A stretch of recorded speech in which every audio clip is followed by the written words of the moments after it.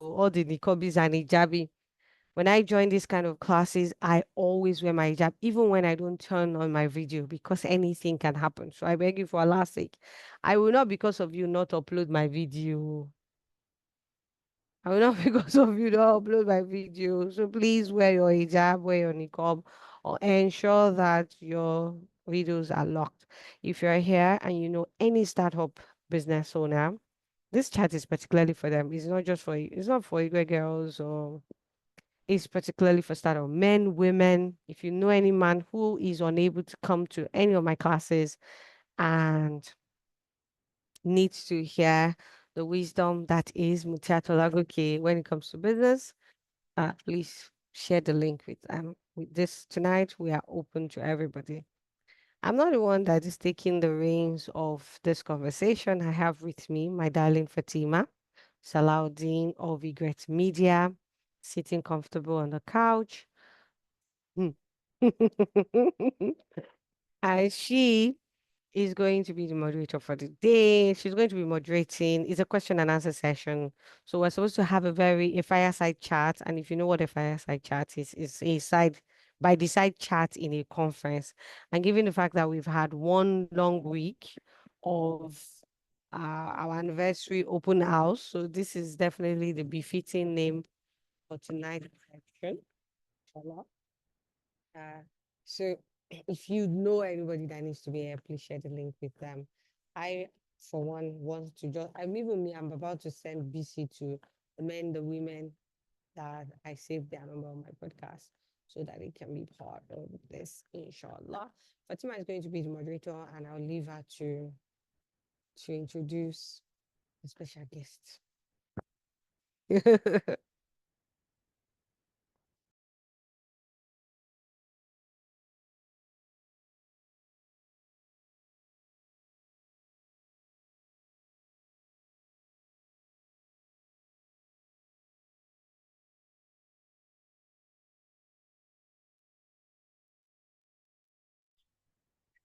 Assalamualaikum wabarakatuh. Good evening, everybody. Thank you for joining us this evening. It's been an amazing September for us. We started September celebrating our 15th anniversary, and we've had a lot of events. I'm particularly ecstatic about this session because I feel like there is not enough information going around for startups. A lot of people start businesses that they let go along the way because they do not have enough information for continuity. So this session is especially dedicated to startup. And I trust that with what we do at Egret Media Limited, there's definitely something for everyone to take home. So before we dive into the discussion, I am Fatima Salaudin of Egret Media, the operational manager. And with me, I have my Sabi boss, Miss Coach Mutiat Olagoke, the CEO, Chief Executive Officer, Chief Editor, Chief Egret Girl of Egret Media Limited, because we're no longer just concepts, we are limited. And inshallah, eventually we're going international. That is, I'm looking at that dream for us in another 10 years, and I do not doubt that we're going to get there. So thank you everybody for joining us this evening. To start with, I've heard the story a lot of time, but I know that there's someone in this room that hasn't heard the story. And for every time that she tells us the story, it always makes me reflect as well on my own journey and the little things that I've made for myself, because I must tell you that my boss is very inspirational and she has rubbed off on me a lot. Like sometimes people say that I look like her, I talk like her. I'm like, who doesn't want to be like a good person? So this conversation is for you to listen, enjoy, and you're also allowed to ask questions. Just drop the question in the chat. We'll eventually look at it and have some of them discussed. So how did Egret Media start? Egret Media is a social enterprise, as you all know. And what do social enterprises do? Social enterprises look for a problem in the society and decide to solve them. And that was how it started out. So it started out as a magazine that wanted to help children learn better, read more. And you know how they say that the book could be your passport to the world. So there are a lot of things that she felt like the Nigerian child didn't know, and that she could make magazines that could afford them of such stories and inspiration and exposure necessary for them to become members of the society that have quality and not just mediocres. So it started out like that, and from one thing to another, from one thing to another. And here we are at 15. So you know how they say that the story is not as sweet when the owner of the story tells it, because for them, it comes with emotion, with experience that I cannot conjure. So I'll leave her to tell us the story of how it all started. Yes, ma'am. Okay, hi everyone. Hi everyone who's here. I see people are joining now. Awesome, awesome, awesome. Okay, good. So I've told this story before, right? A lot of times, mashallah. Especially to my inner girls, my inner circles of girls, my business girls. So, like she said, this is a social enterprise. I hope my voice is good because I'm tired. I am tired, and the only reason that I'm doing this is because, of course, we have promised to do it. And one of the values that we have at Egret Media is, we are always committed and we stay true to it. We still have a very hectic weekend of celebration that we're going to have. So we started Egret. I say we because in the beginning it wasn't just me. It has never been just me. This to grow anything, you can't do it alone. And I've been lucky to never having to do it alone. Of course, because it is my dream child, I've always had to take care of it, to be the caretaker at all times, but I've never done it alone. But you get me, that was an idea that came to me in 2018 inside the bus going to Badon in Ojuelegba. After the person who eventually became my business partner for the first 4 years of the company business stood me up. And I remember my father had dropped me. My father took me to VI, and no, he didn't actually did he stand me up? I can't remember. I think he showed up eventually. I think so. So my father had dropped me in, I can't even remember the part of stored up. Healing is a good thing. My father dropped me on at 11, and I was sitting down there thinking about what I wanted to do in my life. This was me mid-year through my NYC year, and I'd come to Lagos for a couple of things. And I'd come from Yobe State. I used to serve in Yobe State. And my friends and I, when I say my friends and I, my Fego friends and I, a couple of them they decided they wanted to start a tourism magazine. These guys were at Olabisi Ibajo University together.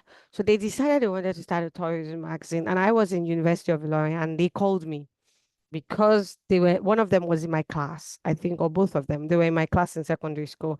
And he called me, remembered that, Muti was very smart in WAEC now. Let's call her. She should be able to do this. At that time, I was already writing for one campus magazine. I was writing for the editorial board. I was rediscovering myself and loving that. Writing was my thing. Microbiology was frustrating the life out of me, and writing was giving me new joy. So, but as Allah would have it, for some reasons, two boys in a hostel at Agowe were deciding to start a children magazine. And we're deciding to start a tourism magazine. And for some reasons, they called me and said, we're starting a tourism magazine. And since you like to write, why don't you come on board as our editor and writer? Hey, I love that. I'm a fan of tourism. I'm a fan of geography. And I thought, I mean, if it had happened to me this year, I would have thought, Allah Akbar, I better alone. At that time, you just think, it was just coincidence. And I said yes. So that was in, I think, 400 level. So we were trying to start this magazine, and reality dawned on us that we were children and we were broke. So for over a year of back and forth, we were broke now. But you are muted, we were broke. And for over a year, we did get money. The magazine was even ready. We had dreams, so very solid dreams. Then I went to service and I continued to think about other things that I would do if we eventually started the media house. So I was sitting in this bus halfway through NYC, and somebody passed with complete sports. 50 naira at the time, and I looked at it and said, we can't do a tourism magazine with that kind of newspaper. However, what if we started something else and use it to raise money for our tourism magazine? And so I kept all the way from, I went from Lagos to Ibadan and back to Yobe State. I kept thinking, what can we start? What can we start? What can we start? And then one day, my one of my mentors in Yobe State, she reads Reader's Digest. And so she had a pile of it. And I was talking to her one day and I saw Reader's Digest and it clicked. We could do, I don't know how the Kiddies Digest came to my mind, but I thought, okay, what we do a children magazine, a children newspaper. There's no newspaper in the country that is for children. We could do a children newspaper. I didn't know what would be in there. And I'm like, okay, why would I want to do a children newspaper? And I thought, okay, what if I'm having a fantastic year in Yobe. I'm having my life, and I'm enjoying it. People loved me. There were so many people that were my friends. They just loved me. Why? Because I was smart, not book smart. You don't need to be book smart in NYC. I was places smart. I was people smart. All the fantastic soft skills that I had were the things that were working for me. And these are things that they don't teach in school. So I thought, you know what? Why don't we start a newspaper for children to teach those things? And then we will make money, raise money for our magazine, and we'll start our tourism magazine. And then I called my friend and said, let's do this. And they didn't seem interested. And I thought it was August. So I still have about 6 months to convince them that this can work. And I convinced them, tried for 6 months to get them on board. And in those 6 months, the idea started to grow in my head and I was enjoying it. It just sounded easy. We could do a small newspaper for children for 15 naira. We should be able to afford that. At the time, I wasn't saving up money and I started to save up my alawi. Luckily, they were owing us, so hospital people were owing us. So I just thought, you know what, when they give us the bulk of the money, I'm going to put it into this. We should be able to use it. It's cheaper than a tourism magazine. Unfortunately and fortunately, for 6 months, I was unable to convince them to do it. And so while I was talking to my former business partner on the phone about, I'm unable to reach my friend. I don't even know what they are doing. They should do, because they were still in school. I just finished service and I knew that by day 5 post service, my parents will ask me, "Kilometer life, Eshe, what do you want to do with your life?" So they could waste time. My own time was ticking. And I knew that if I took a job, definitely everything is off the table. And I didn't want that. But I thought if I started immediately and they see that I'm doing something, they will not bug me about a job. At least I have a job. So I was desperate. So I remember calling them and saying, "You guys," and like, we're still thinking about it. We don't even know. That one would distract us. So I was ranting to my then business partner, and the guy said, "Why don't I be your partner? Why don't you?" He said, "Why don't you do it by yourself?" And I said, media company by myself. How? There has to be writers, there has to be editors, there has to be, I knew enough about media at the time because I'd already interned to know that you can't do it on or by yourself. And so he said, you know what? I'll be your silent partner. I'm going to support you. I don't know anything about what you want to do, but because it is you, I know it's going to be fantastic and brilliant. And I'll just be your money partner. I'll just bring the money. And I was like, for real? Do you think I can do that? And say yes. And I think the next day I was at the CAC office to collect form. And then we were left. I went to CAC to ask them. And when people tell me they haven't registered their startup, after 5 years. I always wonder, like, you people just started selling something. You didn't know, you didn't think there's a legal part of it. You just started selling something. Because at that time, I knew maybe interning was good for me. So I went to, they gave me the book and then it was time for a name. And that's another story entirely. But that's how it started. I just thought, okay, let's do this. I knew I was going to do the bulk of the work, but knowing that I have a partner was good for me. And it was good for the first couple of years until things got very terrible. But that's it. That's how we started. I remember I wanted to call it F&M for our names, F&M Media. Then I wanted to That call would have been a cliche. very cliche. It would have been terrible when he served me breakfast. What is that? Then, F&M. I assume we were going to marry ourselves, so our children would Oh. inherit F&M and then eat. Now we are within my house.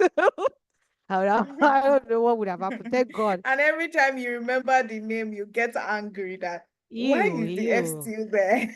But as in, I will scratch my eyes just to not see the F. And then then I said, let's do blue media. So the guy said F&M was cheesy, and it is cheesy. No offense to all the people using their. He gets girl. I have actually never gotten that concept of just picking your name and like, Somebody said F&M so I girls. don't get it. Igwe girls will be But F&M girls. So that would be cheesy. So he said no. ah, And then I said, kò okay, tiẹ̀ kò classy. glassy. Ah, ó wrong. Our favorite color was blue. So I said, let's do blue media. I'm like, ew. But so I wrote a book that I'm yet to publish, surprisingly. And in that book, I remember writing a song in the book because I used to love to write songs. So I edited a folklore song, which is one we used to sing when we were younger. Leke, leke, leke, leke, leke. I, I revised. I mean, how many people grew up when we used to sing leke, leke? Fatih is Gen Give Z. me She may one not know. finger. I will give you back. Lege, give me one finger. And then you look back Fatih and said your two more fingers translation. has line. And I'm like, like it has never really made sense to me. Like, why are you raising your hand up and you're bringing it down and there are lines on your finger? My own never had lines, but a lot of people did it and they had lines on their fingers. Those So lines are I do actually remember the song. medical phenomenon that happens to a lot of people when your nails are growing. Um, For me, Sha.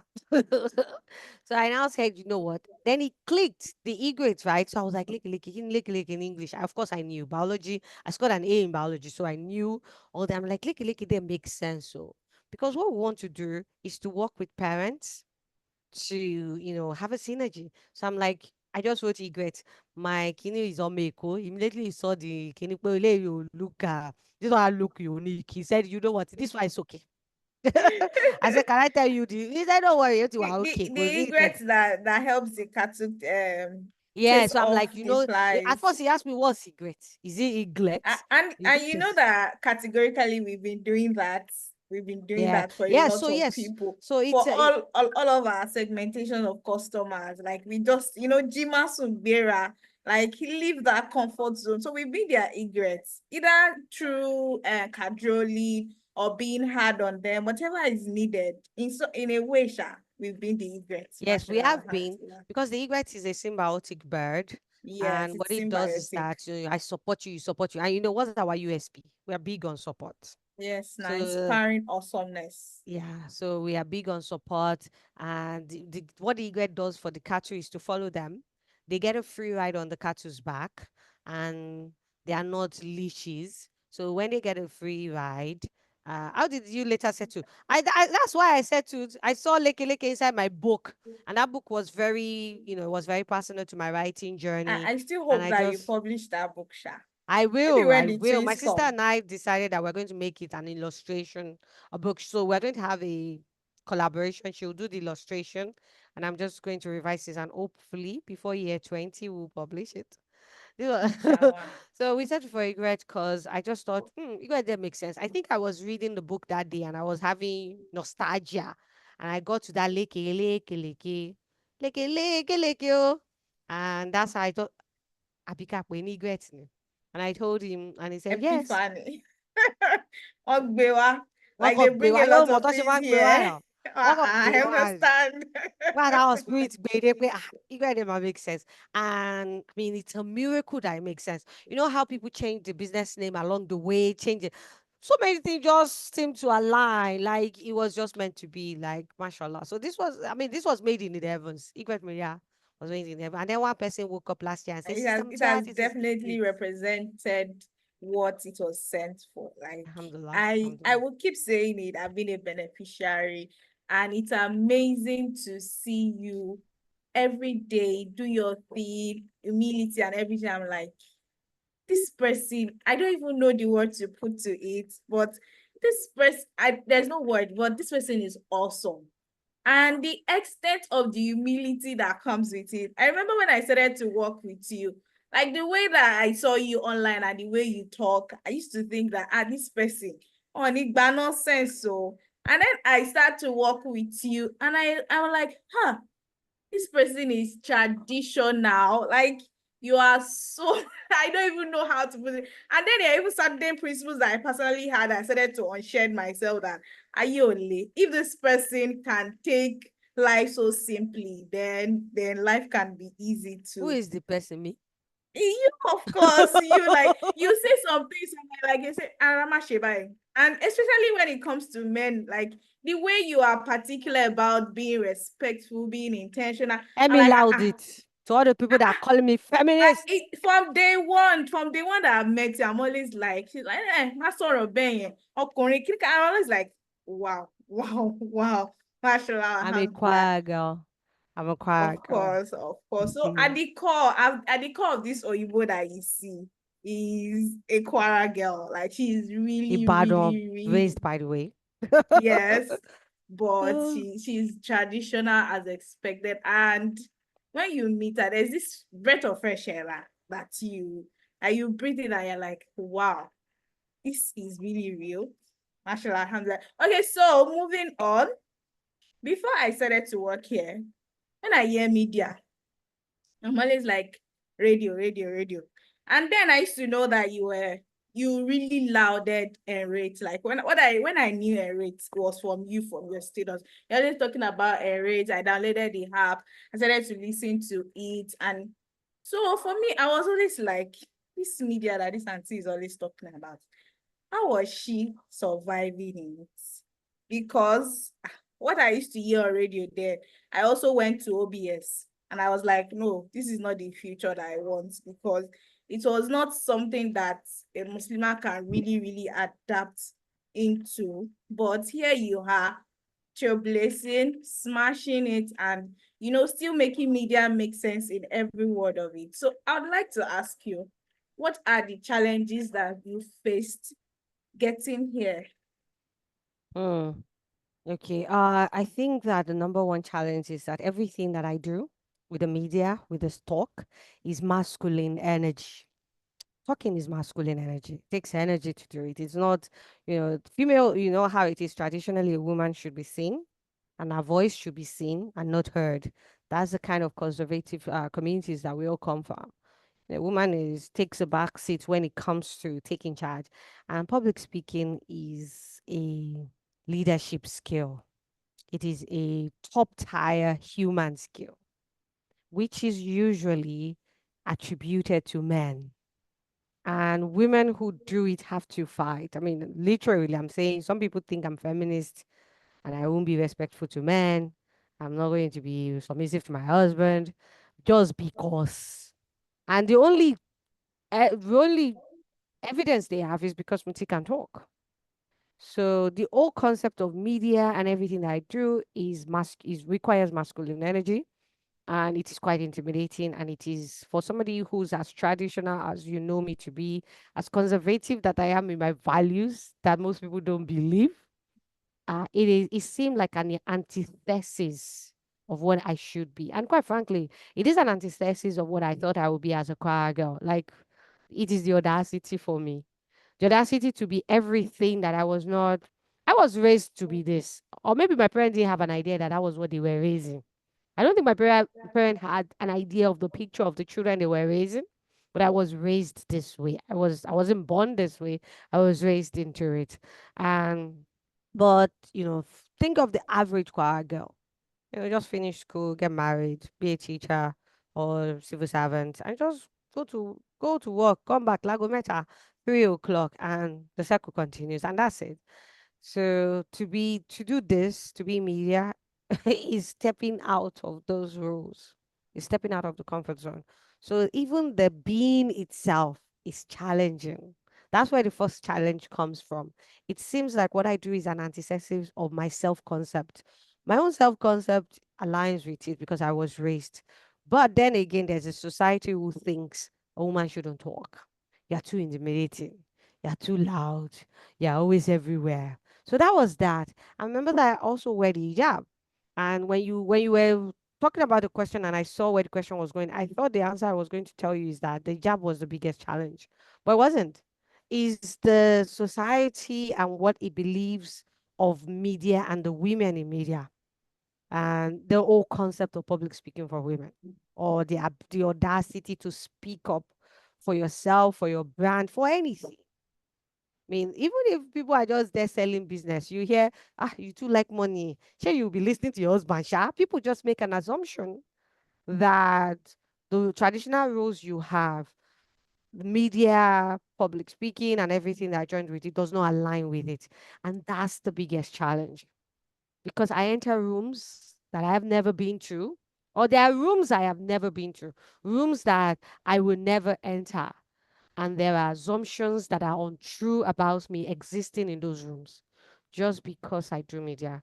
And people easily will say, don't mind them, don't care about what they say. That's easier said than done. Quite frankly, my toxic trait is nonchalance. Like what is that word? That's my toxic trait. Like indifference is my toxic trait. When I have my eyes on something, I'm on it. It's a good thing when you're building something and nobody sees the vision. It can also be toxic because it also means that you just shut people out. But even at that, it is a challenge. In rooms where you expect people to stand up for you, in places where it doesn't even matter that I'm a public speaker. For some reason, it matters. There are people. I mean, well, the whole of last week, I kept saying that they what did they do? They cancelled me on Facebook. The conservative Muslim community on Facebook cancelled me, which was hurtful because I'm one of them. And I think for so long I kept thinking, why would they cancel me? I'm one of them. Now I'm fine to not be one of them. Why do I want to be one of people who will cancel you just because? And if you ask any of them what I've done, it's public speaking, it's media. And because we're wired for communities, we're wired for groups, it is hurtful to be cancelled by people. I mean, I couldn't. One of the reasons I ended up with EM Radio at the time was that I had a gig that was solid, was ready to fly with one of the radio stations across on the island, and they were dragging this. I mean, I have a fantastic voice for radio. I have a work ethics for it. I had on 100 partner schools across Lagos and the Southwest. So on paper, I made sense for them as a collaborator. But unfortunately, in reality, I'm a hijabi. And that comes with there are things I will not do. And I just don't look good. I don't look good. I see a couple of hijabis doing it and I can see where they are compromising that I wouldn't compromise. For me, I just thought was there. It's not even that there's camera in there. It's not just to talk. People will not even know, you know. But so imagine me now stepping down, holding on to the hijab. Not only did I go from that small scarf to a full hijab against the dreams that I have and the talents that I have, to now be a part of a community that I say, oh, you know what, this is my talent, and I don't want to do it with them, and I do it with you, and then I get cancelled. It is hurtful. So that I think that's the biggest challenge. People closing doors, people saying no, people canceling you for just because. I say just because or, I mean whatever reasons they everybody have, I will never know. So but they just cancel you because why would a Muslimah be doing it? And why we etc. So help us God. But we're still here 15 years after. Understand. Alhamdulillah. And I must say that the tenacity that you have and that hair of indifference is something that I have picked from you, not as a bad habit, but as a good habit in the sense that there are times that we are planning an event or we are doing something and everything seems to be falling apart. Like the obvious thing that's happening is this thing doesn't look likely. But we move on with the same energy until the very end. Like every time, every time, every time. And even when we have the doubt at the back of our mind, you still do it regardless. And whatever the result is, the question always is, what could we have done better? And we always look for the good things that actually come from it. That's one of the things that I like about working here. And another thing I've learned from you. And it is something I feel like is missing with startups. Because startups, most people start businesses with Mofeme Co. That is why a lot of people start the business. And then they start the business and they realize that the money is not coming as much as they want. So because the money is not coming, they decide to just abandon it and maybe go back to the 9 to 5, Or or nothing. start another business that Or nothing, is actually. lucrative or nothing, and say that it isn't working, rather than finding a way to actually scale up or something that they can adapt to make the business better, or maybe learn, or all of those things to actually grow. A lot of startup means that. So I would ask that, what are the strategies that you have used over the years to scale up and to get here? Ah, strategy is very plenty. And yes, Uh, strategy is very I plenty. And think that's that given the side okay. story that you gave, I would say that the most maybe the question would be that what is the attribute that I have, the characteristics that I applied. I mean, not strategy per se. The first step, or maybe it's part of the strategy, right? The first step will be understanding yourself. So I think what makes this, the road here has been terribly hard. And I'm not going to lie, it has been hard. However, what made it seem like child's play? Because I enjoy every bit of it. I don't take any part of it back. Maybe the part where people betrayed me and hurt me, maybe, but whatever had happened, I will still be on this road, right? And I would say that the first step of any strategy is to have an awareness of self. I mean, Aristotle said, and this is one of my favorite quotes of all time: the knowledge of self is the beginning of all wisdom. Understanding yourself. I love to talk. It's my only talent. I can't do anything with my hands. I don't know how to draw. I don't know how to, well, maybe I can sing a little bit, but I'm not even sure my voice can carry a very high note. I mean, the voice, I've only talked all day. Oh, the voice is gone. Imagine if I sing, if I'm a musician for a living. If I do, I mean, but so understanding self.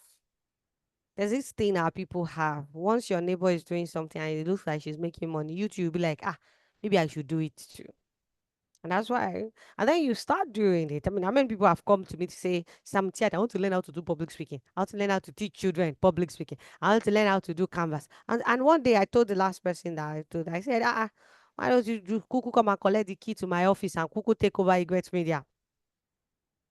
So understand yourself. How do you scale? How do you overcome the hurdles to get here? What strategies have I used? First, I don't get into things that I don't know anything about. I don't get into things that I do not enjoy doing. I don't get into things that doesn't complement the vision that I have for my business. So maybe if there's any, roadmap, step by step strategy, the first one will be self awareness. The second one is the clarity of purpose. Why are you doing it? And it's okay if your why is money. And then if you are doing it for money, we're going to tell you that, sister, this industry that you have entered, this industry that we have entered, people don't break even in less than 5 years. In 5 years, you may not break even. So you will tell yourself, oh, but which kind of industry is that one? I'm not here for that. Can somebody tell me industry that I will enter and 6 months I will break even? So there is a not understanding yourself. What can you do? Mhm. And so if you understand yourself, how do you apply that? Then you will also understand the business. What business are you in? What does it take to achieve your purpose in that business? What is your purpose? When I started Kids Digest, I knew I wanted to help children. So it was easy for me to come up with a business model that collaborates with schools, because at that time, how old was I? I don't have any children. I don't know, I don't have any friend that has any child that could read. So leaning on friends and family does not even work. And the only family friends I have are friends of my parents whose children are just as old as I am or even older. So I knew that I needed access to markets that wasn't in my comfort zone. And so while I was thinking, luckily for me, my mom has a school, and I knew that publishers use schools as marketing, they market through schools. And then I was already a publisher, so it would just make sense. Go to schools and introduce it just like Macmillan does and all of them do. So maybe that helped me. So my business model was to collaborate with schools. Now they are out of my business model because they became too powerful. By the lockdown, my middlemen were too powerful. And you know what happened in lockdown? Because their business shut down, 80% of my income shut down. The reason that is even 80% and not 100% was because along the way, I've added other things into it. I started online classes in 2016. And so by the lockdown, I was ready for the lockdown. Like we were ready for online training. We've been doing it 4 years prior. I've been following the World Economic Forum and what they're saying about the future of work. In fact, my summer classes were about teaching children to get ready for the future of work. So when the lockdown happened, we were ready. Why? Because everything I do aligns with, there's clarity of vision. I knew where I'm going, what it takes. And so immediately I have clarity of vision. The next thing, what does it take to get there? And that's something a lot of people don't have. You just see somebody selling Zobo. How much is Zobo? She's selling Zobo 500 naira. She'll be making money. Oh.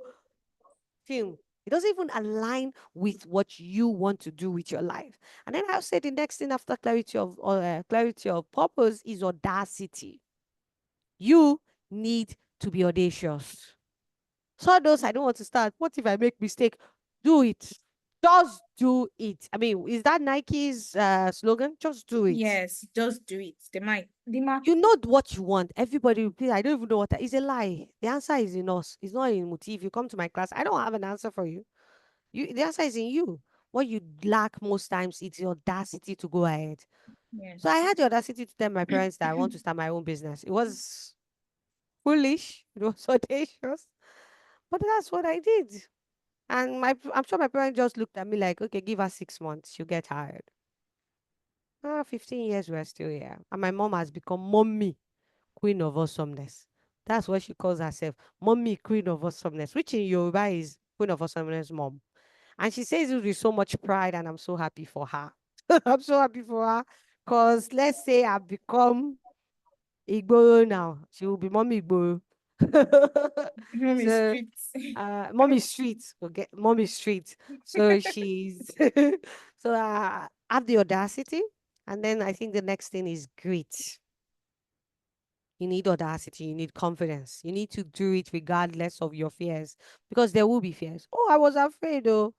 Although I was too passionate about it. I knew that I'd already done, I mean, I had a certificate in microbiology. So I had two choice postgraduate, work in a lab, and I'd done that during NYC for a whole year.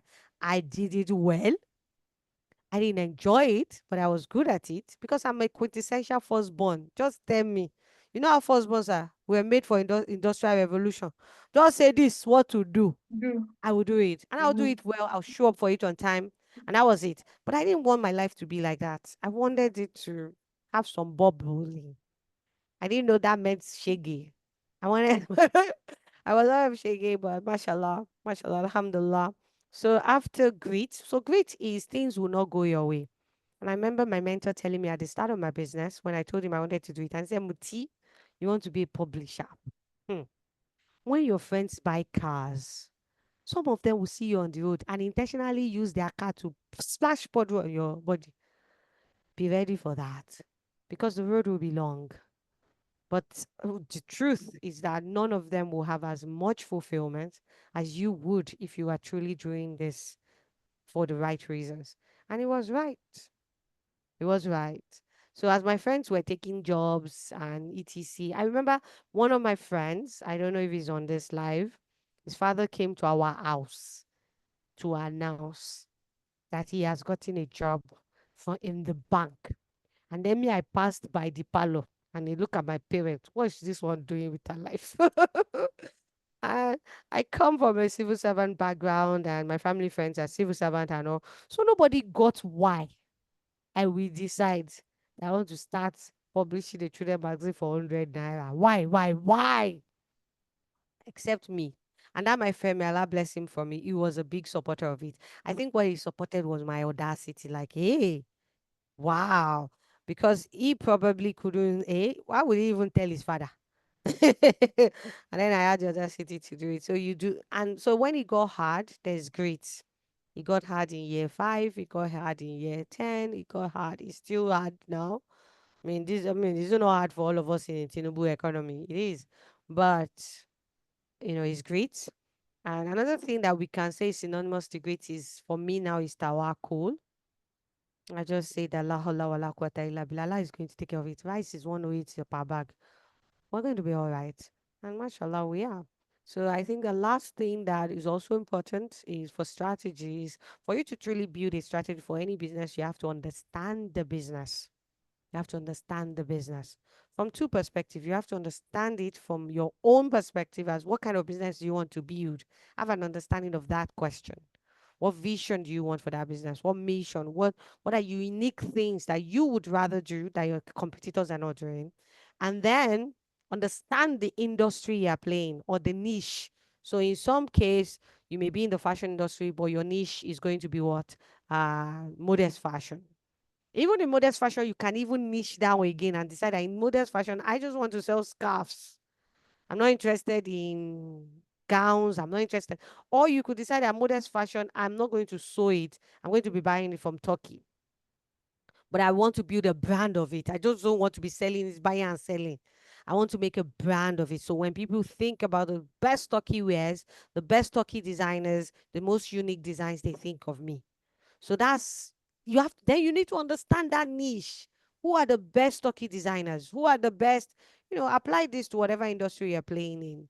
And that's it. And when you have all of these things, the wisdom to grow it will come to you. In the very least, you can come to class and learn how to do it from coaches like myself. So that's that. Hmm. Eh, So while you were talking, I realized that you've been passionate about what you're doing, and maybe it's not everybody that can sustain that kind of passion. So since we have people here that may not be doing what they're doing because of passion, I would ask that, or maybe they started out being passionate, but the breeze of business blew them and they realized that, oh, this is not easy. Oh. So what happens when passion disappears? How do you sustain momentum? Passion will disappear. Who told you that my own passion did not disappear? So there are different ways to look at passion. You can look at passion as a noun, which is what most of us look at it as the noun. Look, it's a passion for me. This thing is a passion for me. But then in self-concept, we actually define passion. Another definition of passion is the way you go about doing things.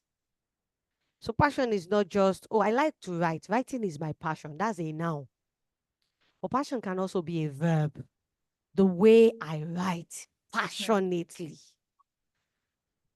Food is not my passion, but you know that I eat passionately, right?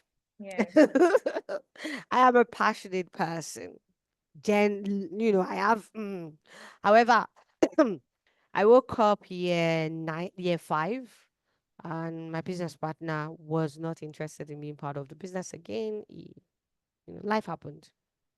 And I realized that I'd just come out of business school with a new strategy to scale up the business and make it money. At up until that moment, we were not making sustainable money. The business was viable. At least that's something that was why I got the scholarship Only for business school to prospects. begin with.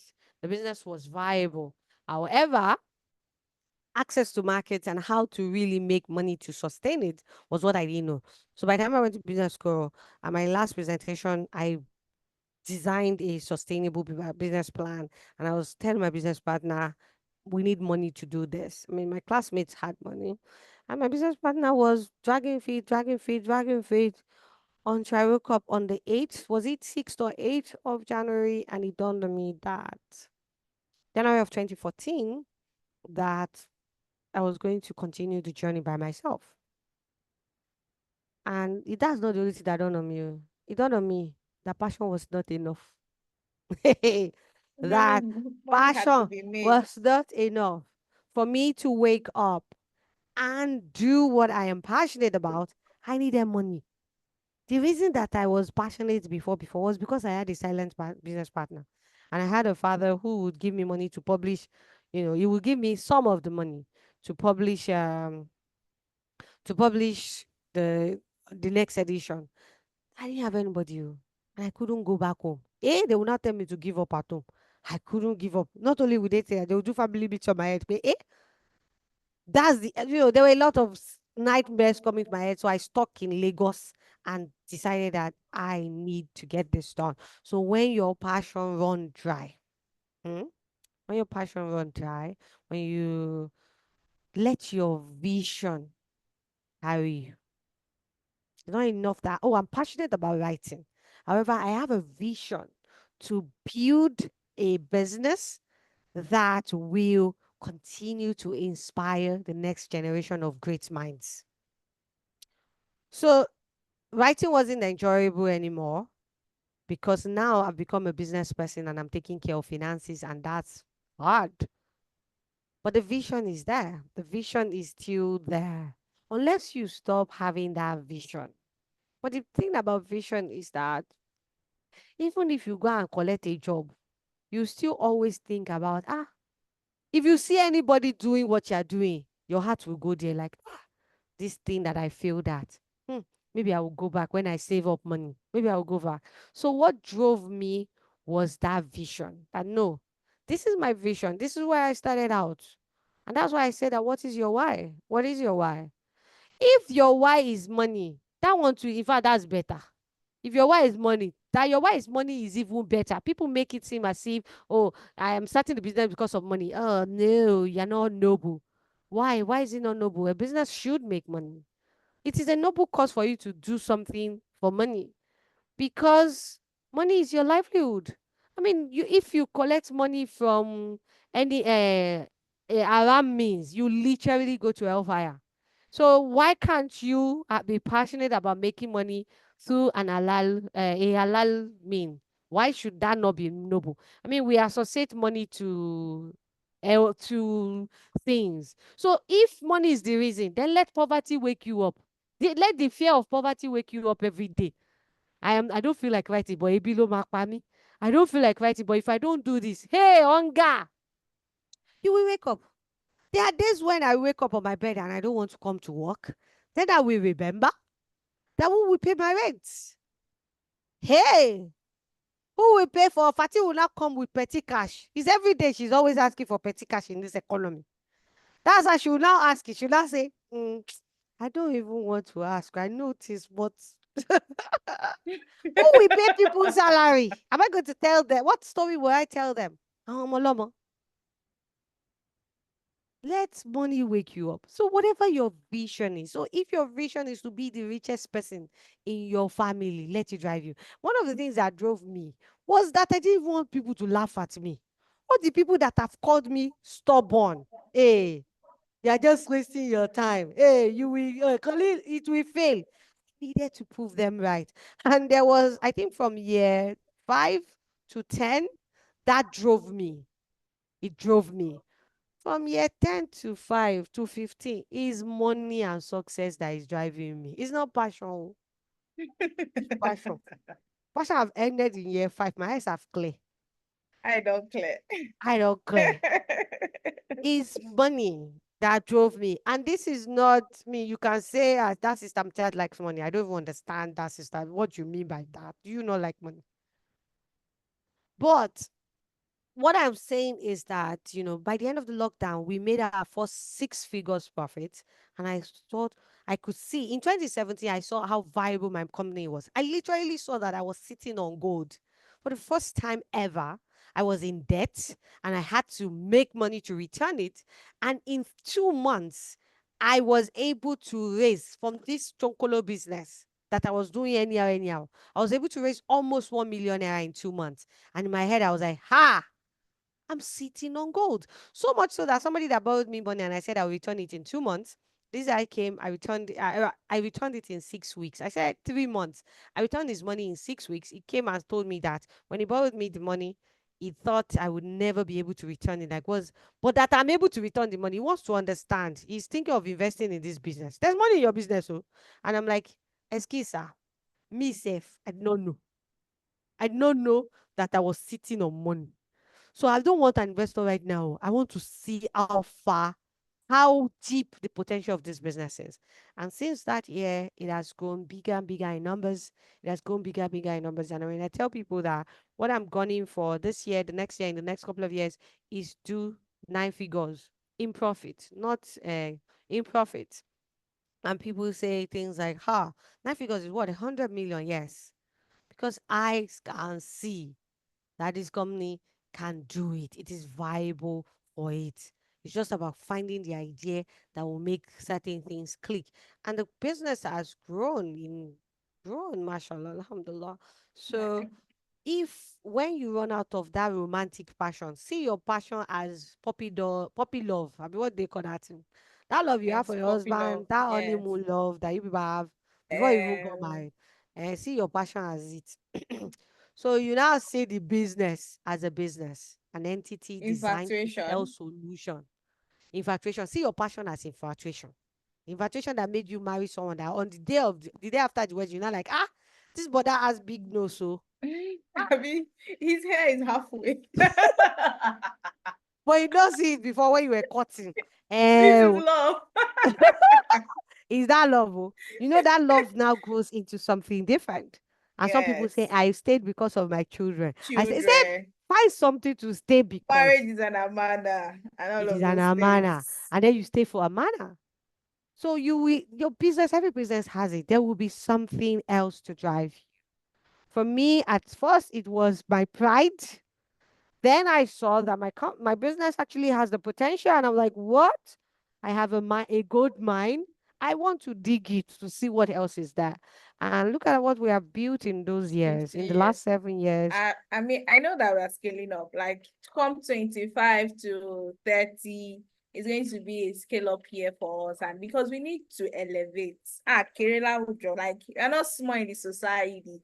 And That's we what need what to me and Fatih stand found up out. to that. We need to stand up to that. So I know that the next couple of years may be demanding, but we're willing to put in the work, inshallah. Allah is in it. Okay, so moving on.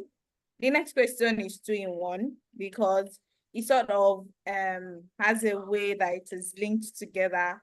One of the things that I learned when I got here is the power of networking because I started to work with you and Muslims, like popular Muslims I see on social media and even on TV, they walk in here and they are just casual, gisting and talking. And I am like, this is big person, you know. And I just being casual, you know, and a lot of them working, and I'm like, I'm living here, I'm working with celebrity, and celebrity are coming inside. And so it started to make sense because I saw and then you tell your stories, and I'm like, this you open like you kicked doors and walked into rooms by yourself without waiting for people to do it for you. You didn't come for money, and you've definitely told stories of how you made things what they are. So the first question is, how did you navigate the way, because a lot of people would say that money is the problem, and also that one, they don't have people. So how were you able to use these tools to level up Okay, so using networking, right? and money Networking with and people. and then networking Now, too? And how did you manage without the money in the after the first let's say that's seeding, even in Abby, the what do they first call 10 it in years, business? the first 10 years, I think the first thing was I use, what do you have? I have interpersonal skills. I'm talented. Like my, it's not talented, like my strengths. All of us are like creators differently. Some people, their legs are beautiful. They have become model. Some people can sing. Some people, my own talents are interpersonal skills, mashallah, alhamdulillah. And I can, I said something about being a firstborn. I have strength. I can walk. I can work physically. Work hard. I can work hard. Somebody said she doesn't understand Yoruba. I have to say this Yoruba, mo mọ ṣẹ́. I know how to, like, ọmọ uh, oníṣẹ́ ni mí, mo lè and it used to ṣiṣẹ́. be the hallmark for you, like the proof that you're doing Yes, something. yes, I can work. I can physically show up. And so if I don't have money, I have this. Money is not the only thing you use to trade for favors. When I didn't have money, I volunteered. And those volunteering afforded me free internship. Because for someone like me, I don't need micromanaging. I don't need to be micromanaged. But I needed to be in rooms that I don't know anyone. But first and foremost, I got lucky. The first person that I met when I got to Lagos was someone who was also passionate about relationships and just carried my business on her head. Like, okay, I know these people. So when they introduced me to these people, I humbled myself. It is not that I look back and I'm like, these people are just 3, 4 years older than me. I had a friend that told me, we met one of my big sisters that volunteers for MSC. And then she looked at me and said, Muti, the only reason I'm calling this person Sister Lagbaja is because of you. If I had met her outside of here, I'm not going to call her Sister Lagbaja. This person is more than 5 years older than us. And I looked at her and told her that you can call her whatever you like. But I'm calling her sister because I'm not a fool. Who am I? Somebody is selling 100 million house. You say that you want to be calling her by name. Be calling her by name. I can't call her anything. She's a sister. She's a senior person. And now that I'm a coach and I see people who are older than me using math for me, I get it now. Like I get all that. So first and foremost, it's not money. Money is value. Is value. You can trade anything for money. There are people who have worked for me whom I haven't paid. People show up for me. They show up for MSD. We don't pay any of our speakers. What do they get in return? They actually get the platform in return. They also get a friendship. They also get the fact that Muti will get up and show up for them too. Many of the first sisters that came for the first MSD were part of a community that I was an active engager, an active contributor. I show up, I am contributing things, I'm answering questions. So I don't have money, but I have mouth, but I have ideas, I have brain. When people ask questions on those platforms, I will answer. Do you have question of children? Who told you? Say MT doesn't have children. I've been teaching children since I was 18. Of course, I know children. I grew up in a school. I literally lived in a school to adulthood. Don't worry. My mom will say, Ati Shewa Jilede, Belo ni Lorin. Idea po. There's plenty ideas. So I didn't have money, but I had ideas. I volunteered. So for places I couldn't pay for things, in fact, until recently that I started paying for some, I don't used to pay because I will be one of the speakers and I get a front row seat free of charge for in rooms where people were paying a lot of money. Some of my friends were paying a lot of money. I just get a front row seat because of what I have in exchange for money. So because I had that and I was volunteering, I was showing up, I was doing this, I was being exposed to different things that I could leverage on to grow my business. So by the time I say I'm starting, I didn't have a marketing budget for a long time. Even till now, Zeph, I continue to use community, the tool of community to grow. That's where most of my money comes from, referrals. So imagine me now deciding that I'm going to start a public speaking course for children in 2017.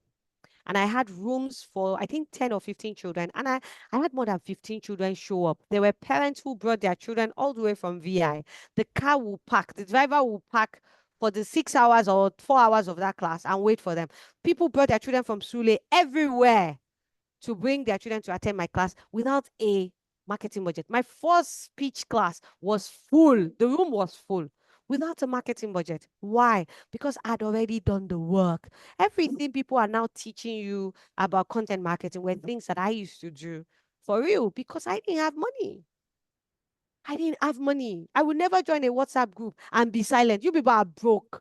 You join WhatsApp group. You are a silent member. Is that something is wrong with you? I was the brokest person in every group I was on. But you know, the girl can speak good English, girl look good, the girl can dress well in the few clothes that she has. Nobody can know. When I went to business school, ladies and gentlemen, I had just one pair of shoes. One pair of shoes that everybody know. The shoe look like poverty. Me self, I look like poverty. Yoruba people will say that it's from the shoes that you know the person was poor. I looked poor. But in that class, I was a force to reckon with because my brain was not poor. My father just lost his job. We did not lose our dignity. So I knew that I didn't have money for some things. So the question, what do I have in place of it? And then another thing is that, let me say this in Yoruba before I translate it. I slept on the couch for 6 years, even though in my parents' house, I and my sister share a king size bed. I left Ibadan because I was starting a media business and I know that Ibadan it's too close to Lagos for me to now stick to Ibadan. Many of the parents' schools in Ibadan would rather buy meat pie at Interhouse Sports than buy my magazine. So I'm coming to Lagos where everything happens, everything starts. Like Lagosians put money on new ideas. So I came to Lagos and slept on somebody's couch for 6 years. Can you do it? When I say this is you don't understand what it entails. I am a very allergic person. I wake up with kata every day. Yet my friend's mom will put camphor in every corner of the chair. And I am always so in fact, there were nights where I will be sneezing. And my friend and her mom would literally be laughing at me that, oh no, Masha, you are sneezing. If I go home and complain, my dad will say, if you don't keep quiet there, you know that they're doing you a favor. Just go and sleep, JJ. And I will go and sleep. But you have pride. But you are always getting angry. You always take offense. If it's you that they do that to, the less money like this, you will not talk to them for 2 weeks. It's not me. They were doing me a favor. And I knew that. I didn't think it was going to be up to 6.5 years. I never imagined it would be that long. But it was. So I didn't clothes. It was my own. Once I have a few shirts that I can iron wear and exchange with a couple of skirts, I'm all right. I don't used to have shoes. I buy one brown, one black. We are okay because I don't have money. And when I volunteer and they pay me stipend, I throw it back in my business. Even when I had a silent partner self, in fact, I look back, I'm like, I didn't really collect money from this person. Oh. So my mouth, I was exchanging value. I was showing up for everybody. What am I doing at home on Sunday? I'm volunteering, I'm going. That helped me to meet people. I went across Lagos and then I didn't have money for marketing. I didn't have money to join any vendorship association. I did the legwork. That's another thing that you will have to do. You will do the legwork. And the legwork is hard. I will tell you, in all the streets on Victoria Island, the ones that my leg have not touched, they can be up to 10. I've walked from the beginning of Akadeshola to the end.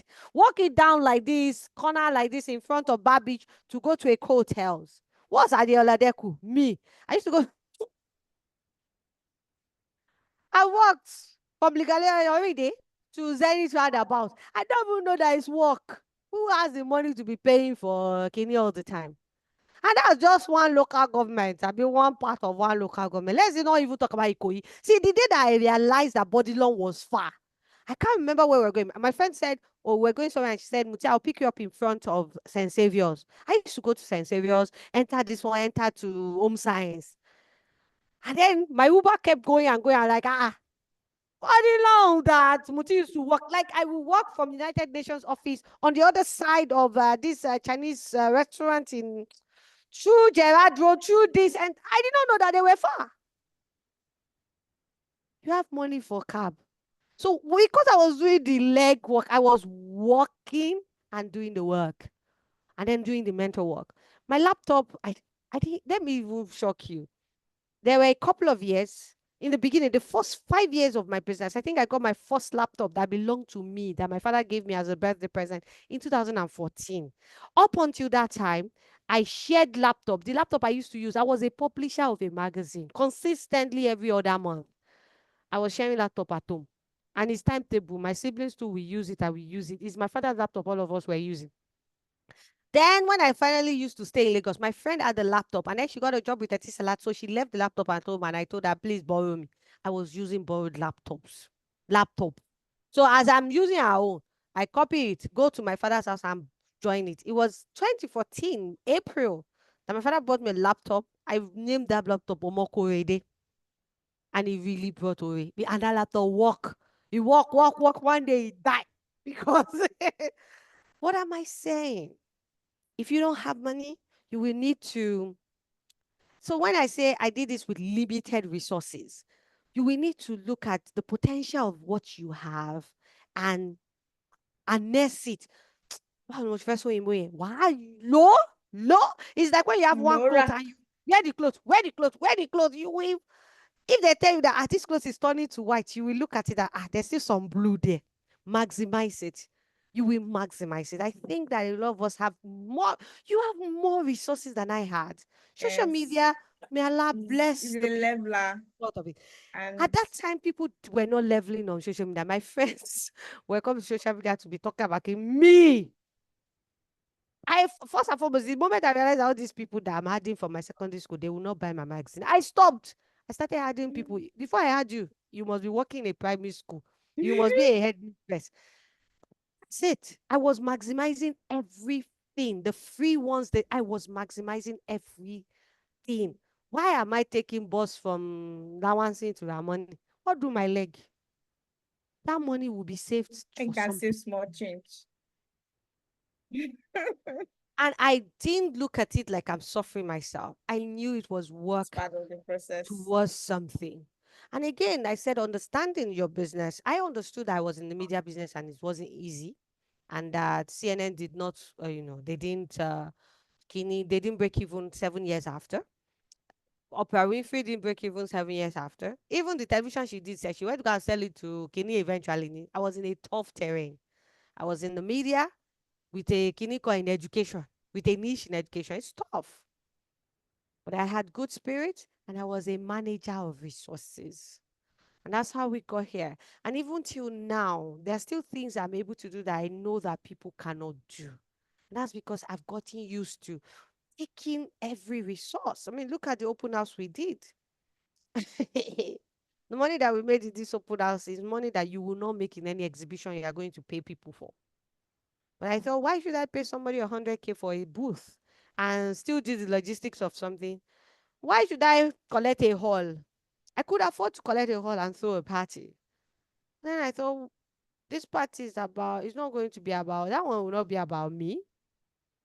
Why should we do that when we wanted to do so many activities. Okay, let's do an open house so that we can be able to afford to throw a party for our startup girls, so that we can be able to also throw a party for our team. If we did a party for everyone, one of those parties will be forfeited. And here we are. And a lot of people really enjoyed coming here. And it also served as a form of marketing for us and sales. Mashallah, alhamdulillah. And now I can really know the people who really love me and those people that love me in small letter. So I think that Big with this few letter. points of mine. So for networking, I think one thing under networking, that's for resources, right? On networking, humility is my secret. Humble yourself. See, I'm from afar. And let me not lie to you. We are borderline arrogant people. And in all honesty, we have every right to be. I'm a very smart person.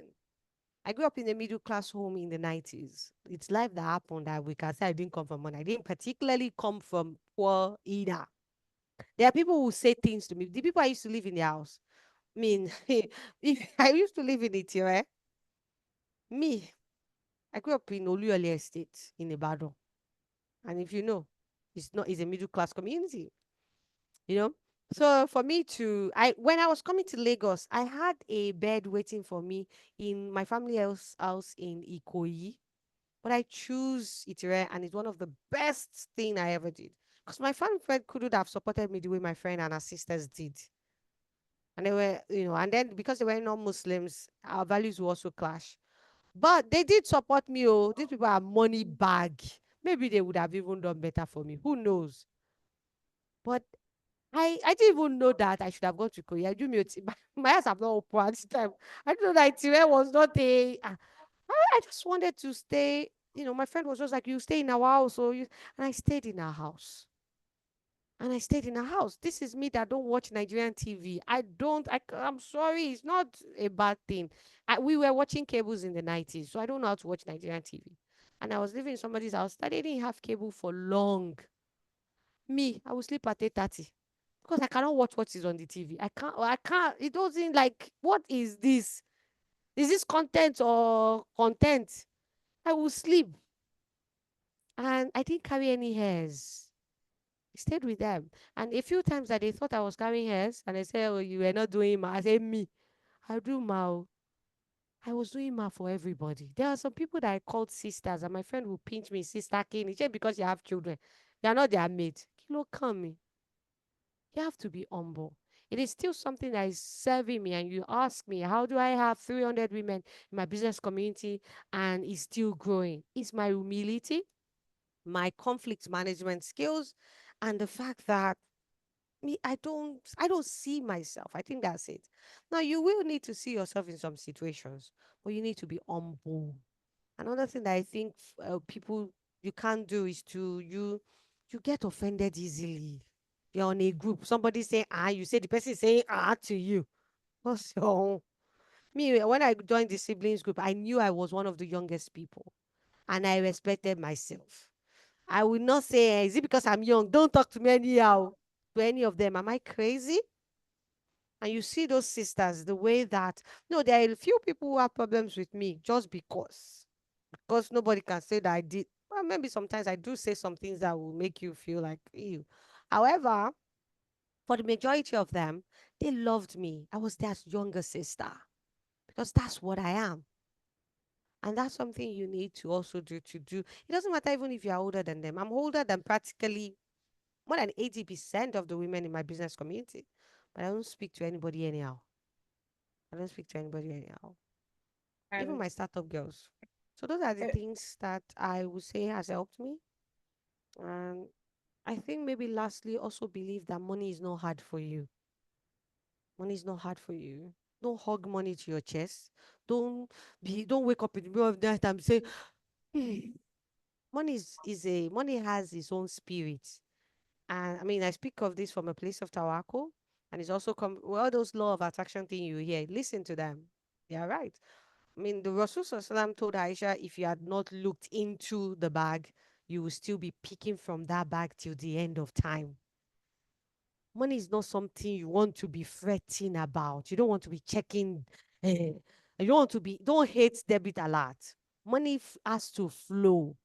When you spend money, don't say I've wasted money. No, don't have a limiting relationship with money.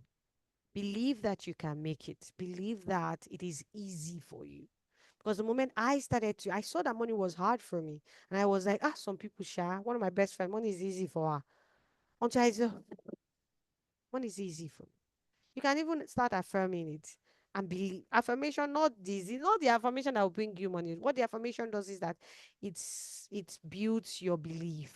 And once you start believing it, wallahi, you'll find money easy for you. Alright, ease your affairs. I mean, so Um, if you've been following the conversation, you should be able to pick out from what she has said that branding is important. And as much as I wanted to ask about branding, she already talked about it. She also talked about customer segmentation, especially when she realized that um our family and friends were not enough as our customers.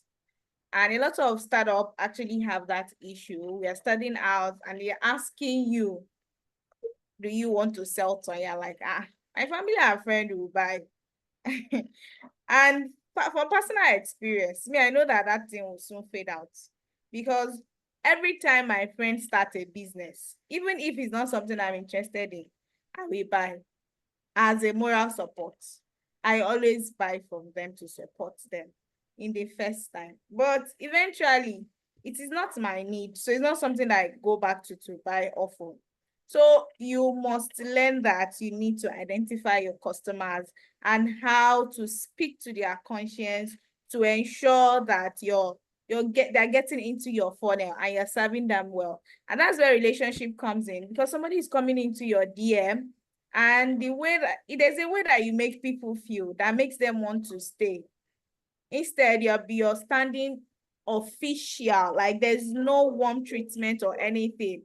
And they're like, there's no okay, so that's where branding come in. So there's an aspect of branding that's called customer experience.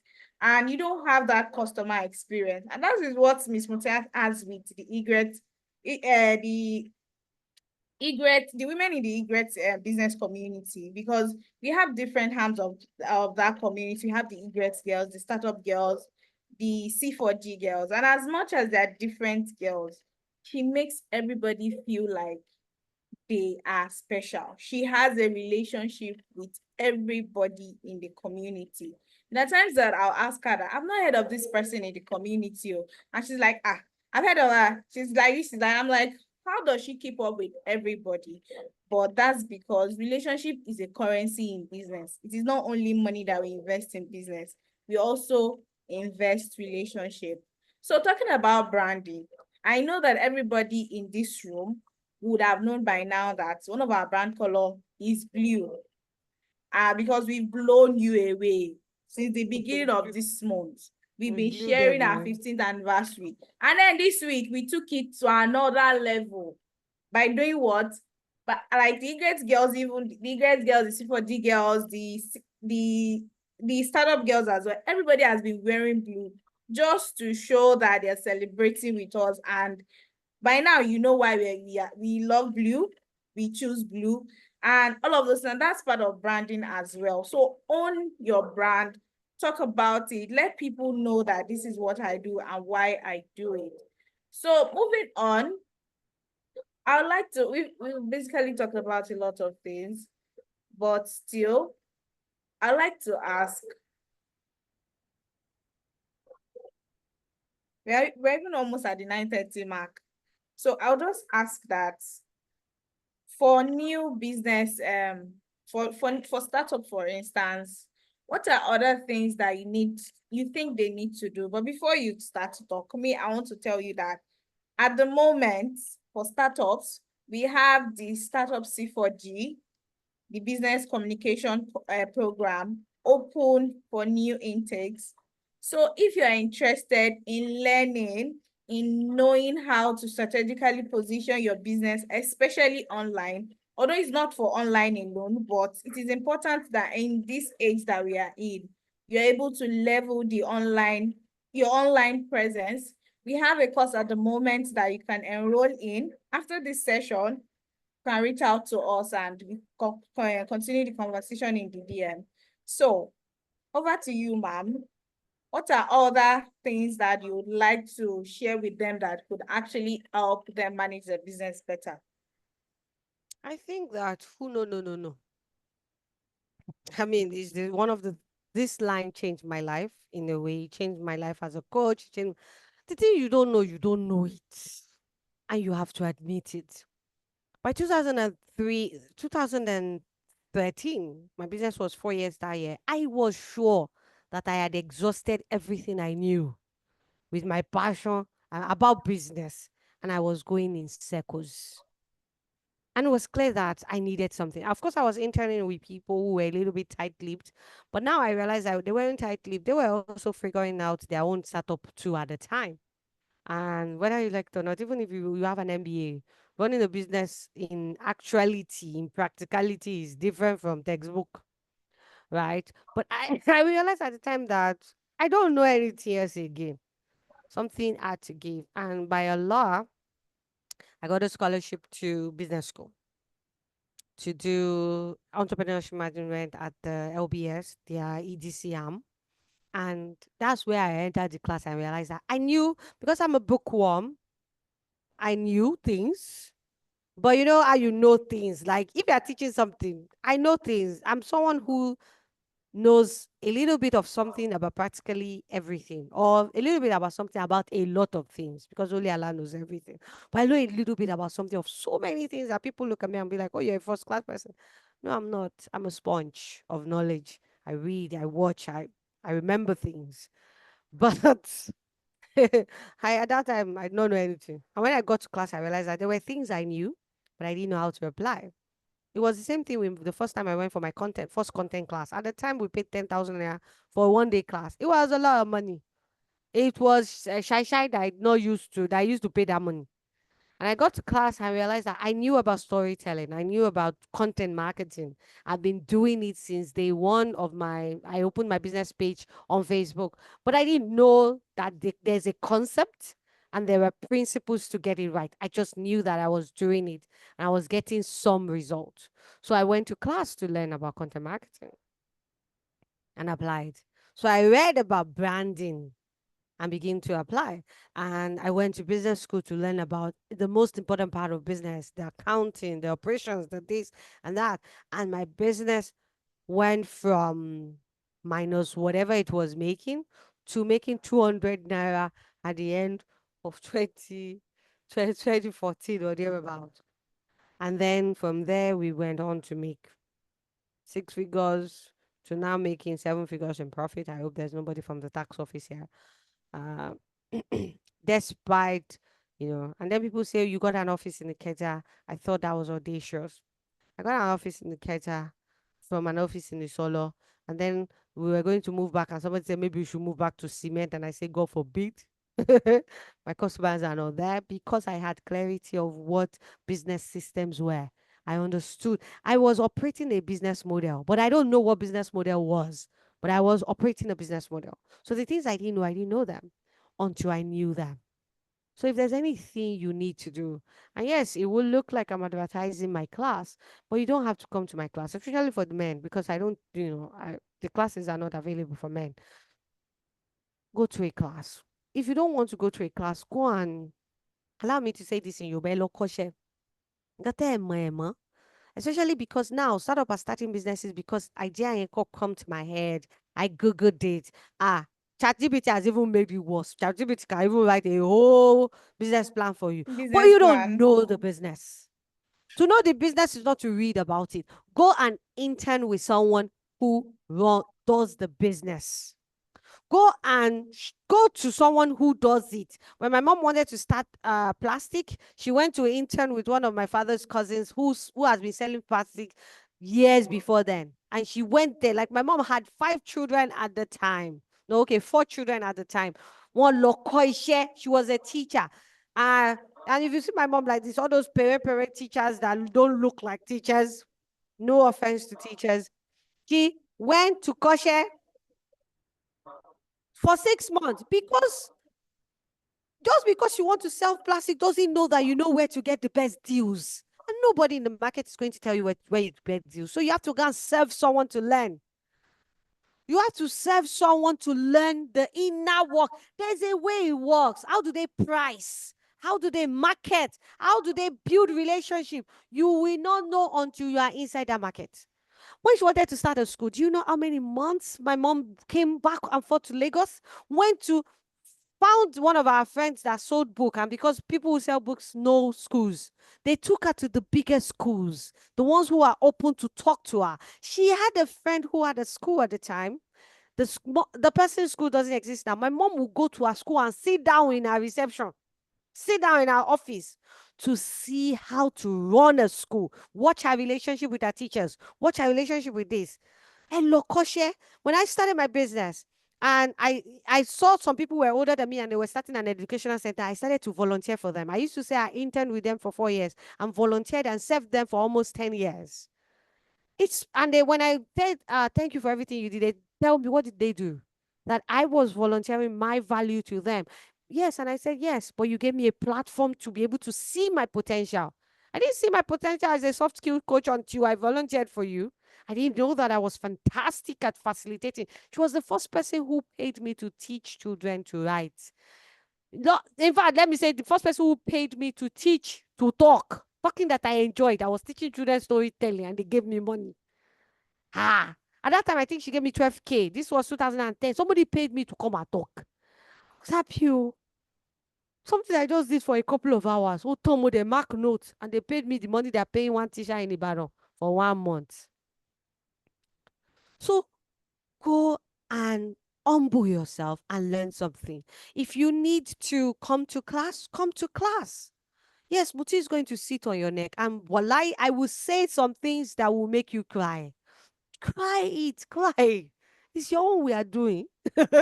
Cry. Don't just come to a business class because what I will teach you is business communication. If you don't know how to sell Zobo, there are people doing Zobo training. Don't be entering Zobo. Don't enter Lulu's inbox and be saying, Lulu, please tell me, how do you buy this Zobo? How do you buy this? No. Go and intern. Lulu is looking for someone. Go and intern there for 6 months. And then when you finish, all the things you learn, add your own extra to it. I'm not saying compete with her. You can if you want. But you just want to be your guy overnight. I was the guy of my business and I was interning for people. There are people who still meet me and say, oh, you don't work there anymore. I've never worked there. I just used to go there to support them.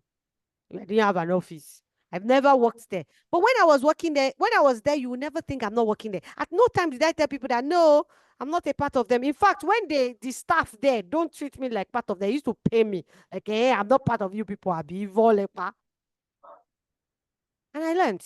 I learned about business. I learned about they were, they were already doing audacious things. I learned things that I eventually used. When I went to business school, I knew that I wanted to copy the way that their school system worked. So I wasn't just going there to learn about business. I was learning about the business of running an educational center. So when I finished, even the way I advertised, it was the adverts that I copied. But because had been there for 6 months, I made friends. I mean, the director now will say, if you see Muti, you will think Muti cannot talk, but Muti, she's such a smart kinko. I was seeing the way that they treated their staff, the way their staff carried, their UPS, I became up with SOP was clear. And when I was my own small educational center, it was one small shop at Celeb stop. Oh, but I started using the SOP from day one. And then when people see me, they'll say that, oh, you are a shining light. Oh, there's a way you do your things. My sister, I wasn't born this way. I learned it. When I did a 10-week, I think it was 10-week or 12 weeks online training in 2015 on Coursera. I didn't treat it like, oh, this is Coursera, I'm not paying. I mean, it was sponsored by the USAD. It was a University of Oregon were teaching us. They only told us it's not credit for masters, but they treated it. They were serious about it, even though they were giving us for free. So I took it seriously. I did a Commonwealth course too. Commonwealth took it seriously. So I took it seriously. And for every of those programs, I check what they are doing well. I saw it as Mon Koshelo on one because that's what I do. That's my industry.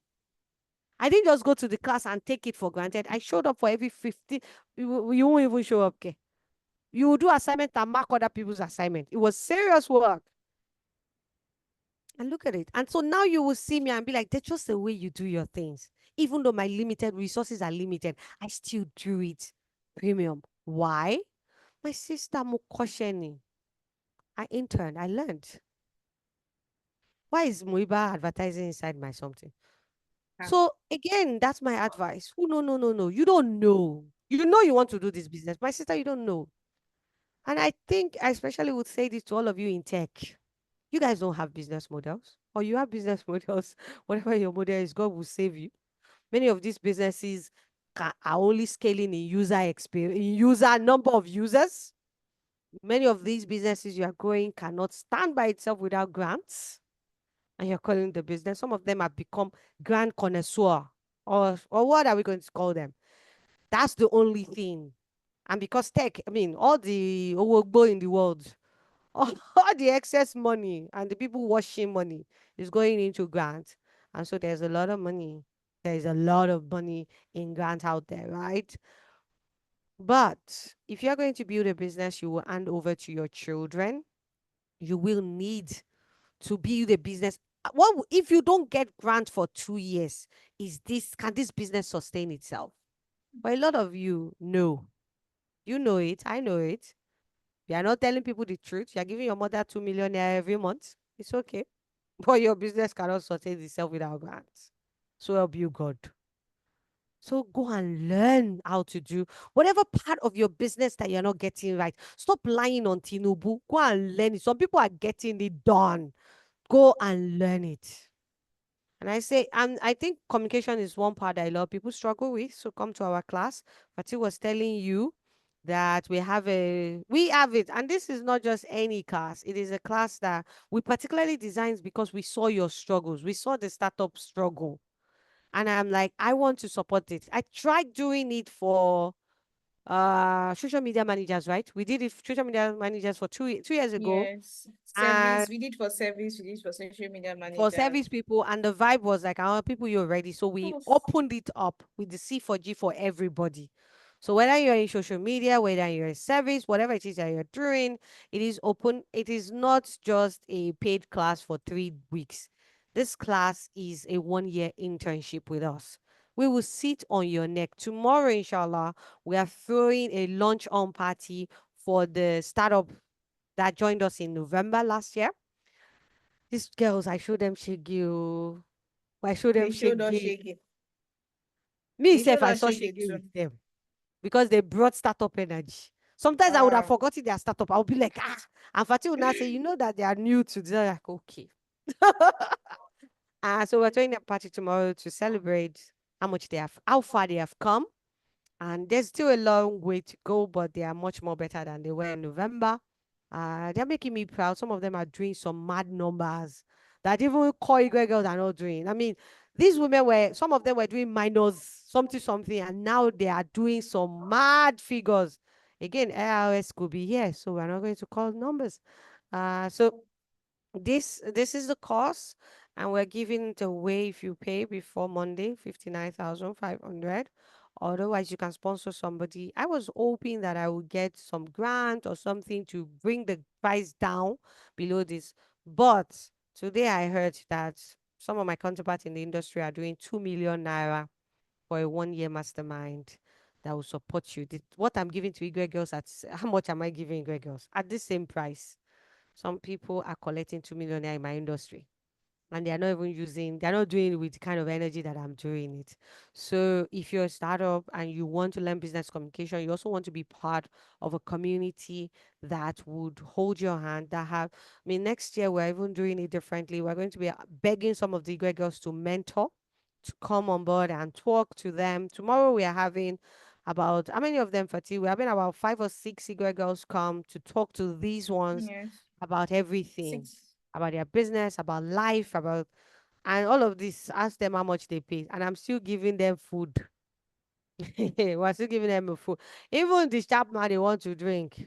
When they gave me the bill today, last song, but we do it. I mean, like Fatih said earlier, we're running a business and a social enterprise. And what a social enterprise does is that we make a little money for making a difference. And so what we do with our social enterprise is understand that coaching is premium service.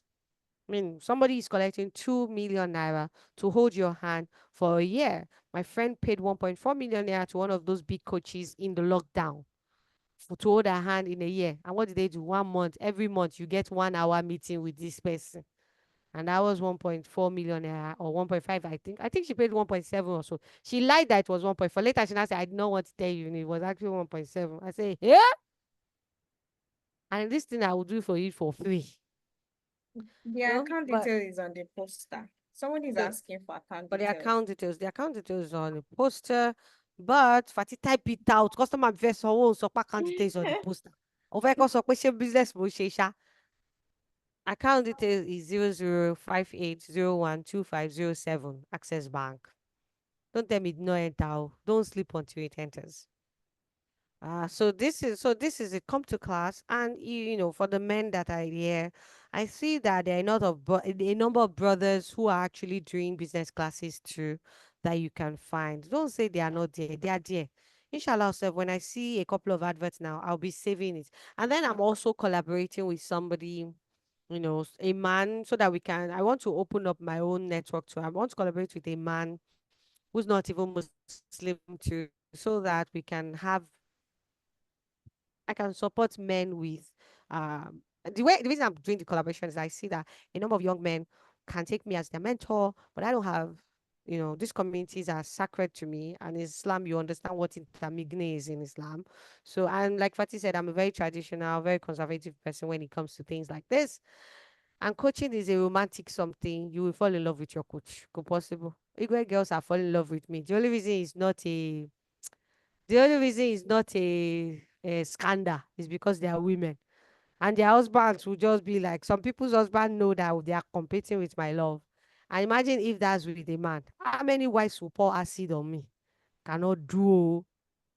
But I'm looking at some of the collaborations that I would do, that I'm working on, that will allow us do work because it is a social enterprise and we are looking at doing it for more people, inshallah.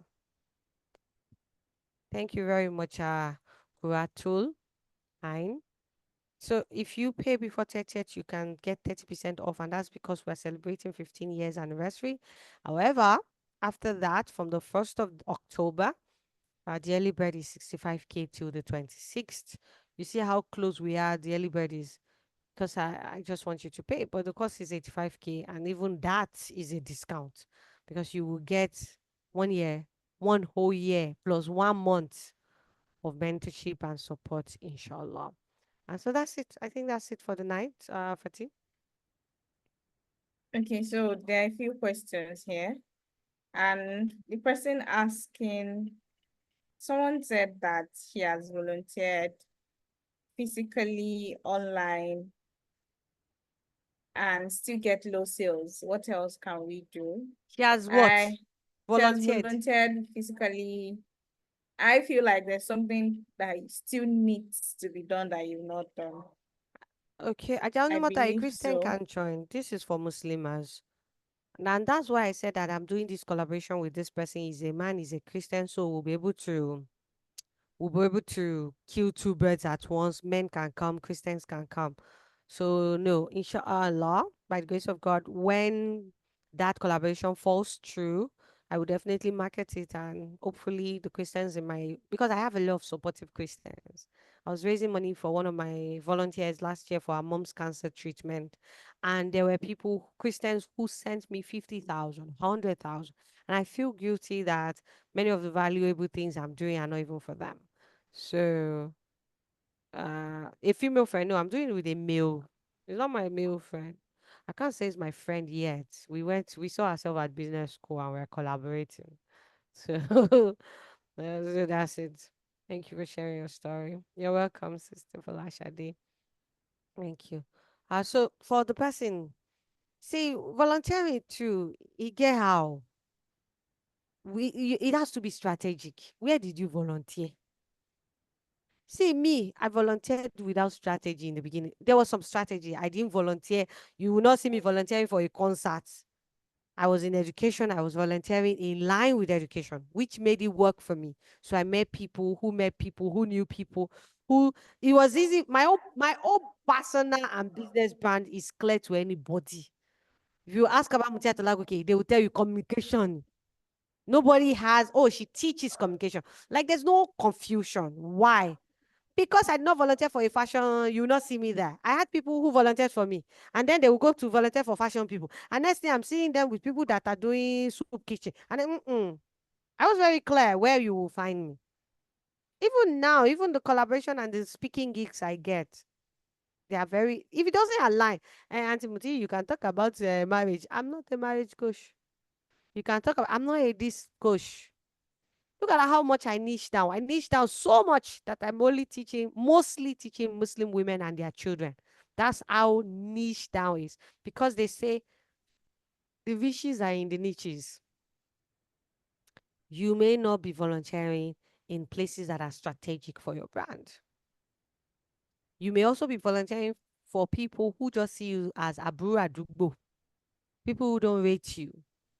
When they need what you're selling, they won't call you.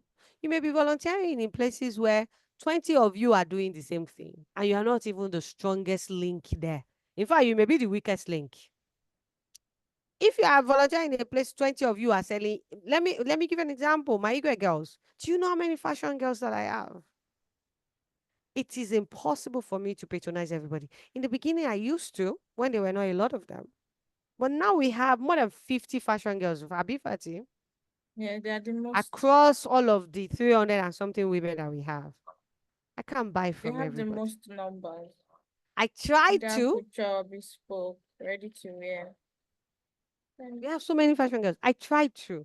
So sometimes I'll buy this. But I can't. So what I do is I buy from the strongest link of whatever I want to say. If I want to sew Ankara, I have the person I will send to. If I want to do a particular abaya, I have. If I want to do a silhouette that, oh, I want the silhouette, I go to somebody. I have every single one of them has their strong point, and that's how I buy from them. Another thing is that you may be volunteering, but not be you're not volunteering for. So for instance, I'm a public speaker, right? And then I'm volunteering for someone and I'm volunteering as a logistics person, but I'm selling public speaking classes.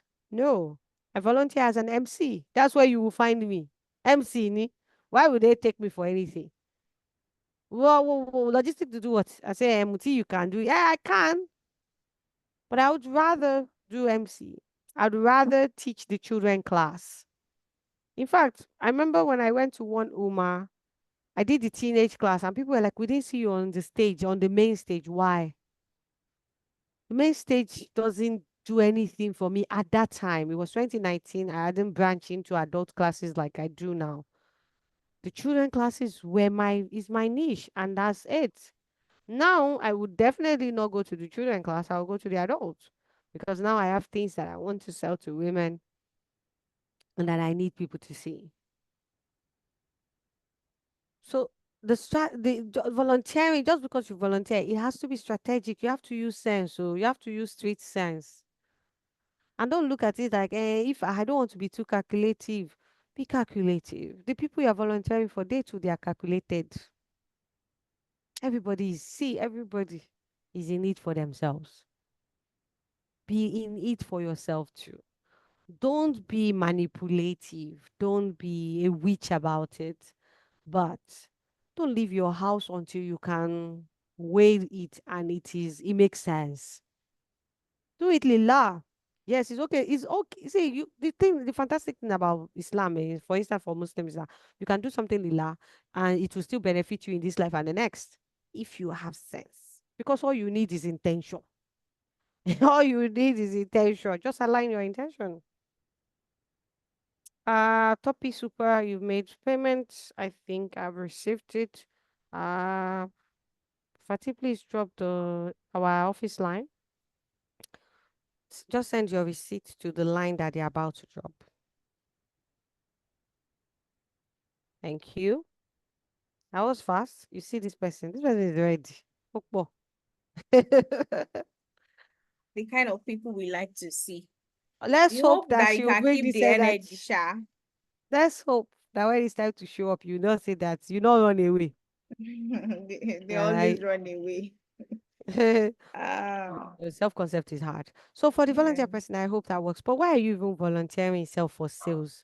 My sister, carry your load on your head for Yes. status now, on your status, on your social media. Why are you volunteering for sales? You are volunteering. Who is this person? Come to class. Let me show you how to show up for yourself on social media. Some of you are paying for exhibition that you will make more sales on your IG than the exhibition you are going to. Why not say you should not pay? Oh, go network with other vendors, learn about life, then come to class. For those people that cannot pay a whole chunk, you can also pay a couple of times. You can pay Installments. in installment. If you're paying in installment and you're not going to pay the last payment before Independence Day, you are going to start paying 65,650. At least that will afford you to pay twice before the class starts on the 7th of November. So send this line to the number to us. We usually don't work over the weekend. However, because this weekend we're going to be hosting our startup girls tomorrow, so the line will probably be a little bit active, maybe in the morning or thereabouts, and they would sort it for you. And then I hope to see you in class in November, inshallah. That's that for me. I'm Inshallah. tired. Can I go and sleep, my sister? Mhm. So thank you everybody for joining us. It's been amazing. I know that for I personally it's been amazing. And I hope that you've been able to learn one or two things that you're going to take away and apply to your business, because it's not enough to have been in this class for over an hour without taking anything tangible away to actually apply to your life. So I hope that this has been beneficial, and may Allah make it an huja for us, because this is definitely Sadaqah. It's been a busy day for us, but we know that this will be beneficial to one or two people. And we've done our part. We hope that you do your part as well. And Allah rewards us all abundantly. So Mm. thank you, everybody. You could drop one or two review in the chat, drop one takeaway and maybe a resolution. It's been an amazing one with you. We look forward to seeing you at our subsequent classes. If you're a startup, come and pay for this course. So you're definitely going to love it. 1 year is a long time to choose to do your business anyhow again. And they are proven records. They are proven records. Even for the last cohort, as much as we were worried that these people, are they doing anything? They don't look like they are moving. No. There were still success stories that were quite amazing. And even for us, that we were surprised that really, so things were really working that well for you, as much as it looked like nothing was happening. So this course is excellent. And honestly, it is still at this price. It is still at this price because you'll be getting 1 year of accountability, a full three days program, and a whole year of accountability. So tap into it, jump on it, do something differently for your business. Thank you, everybody. Assalamu alaikum warahmatullahi wabarakatuh. Good night. Good night, everybody. Thank you for your time. Thank you for celebrating with us. Thank you for coming out. We appreciate you. We appreciate you. We appreciate you. For those people who missed any part of this, we're going to upload it on YouTube and Facebook tomorrow, hopefully. If we don't do it on Monday, inshallah, it will be there. Uh, so, and if you think you know anyone that has missed this and you want them to watch it again, it's going to be there, inshallah. Thank you all. Okay, sir. Topsy, Topsy. I have a number herself. She has sent me a message. We look forward to helping you give it a new look. What we do is to help you build a brand. You know, it's not just about sales with us, it's about building brands, and we dig it from scratch. Like we start from your mission, your vision, the look. Even if I don't like your name, I will tell you this name is not working for me. If your logo is ugly, I will tell you everything. So, inshallah, we'll see you in class, inshallah. Bye bye. Thank you. I mean, Wahantu. Mrs. I have a miss here. I mean, Wahantu. I mean, Hamid, everyone. I mean, Wafiki. So, take care. Ah, take care.